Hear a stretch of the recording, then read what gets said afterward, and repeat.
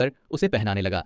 महिला को उम्मीद नहीं थी कि वह इतना ध्यान रखने वाला होगा और उसने उसके लिए पहले से चप्पल भी तैयार कर रखी होगी। यह देखकर वह शर्म से लाल हो गई और जल्दी से उठकर बोली कि वह नहाने जा रही है।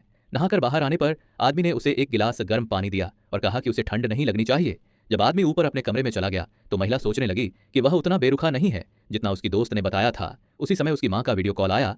कॉल जुड़ते ही माँ ने पूछा कि वह घर क्यों नहीं लौटी। महिला अपनी शादी की बात बताने की हिम्मत नहीं जुटा पाई, इसलिए उसने झूठ बोल दिया कि वह कुछ दिनों के लिए अपनी दोस्त के घर रुकेगी। लेकिन उसका सौतेला पिता उसकी बात पर भरोसा नहीं कर पाया और उसने सख्त आवाज में कहा कि उसे अगले ही दिन घर वापस आना होगा। तभी वह आदमी सीढ़ियों से नीचे उतर कर आया और उसकी परछाई फोन की स्क्रीन में दिखाई दे गई। उसे देखते ही सौतेले पिता ने तुरंत पूछा कि उसके पीछे खड़ा आदमी कौन है। यह सुनकर महिला घबरा गई। वह नहीं चाहती थी कि आदमी को उसके परिवार की सच्चाई पता चले, इसलिए उसने तुरंत कॉल काट दी। कॉल कटते ही सौतेला पिता गुस्से से भर गया। तभी उसे याद आया कि महिला ने एक दिन पहले उसकी कंपनी में नौकरी के लिए इंटरव्यू दिया था।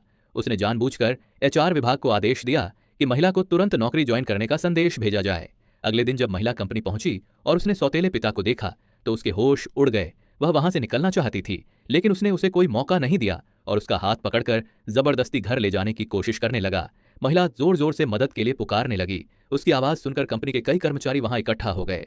उन्हें डर था कि मामला बड़ा झगड़ा बन सकता है।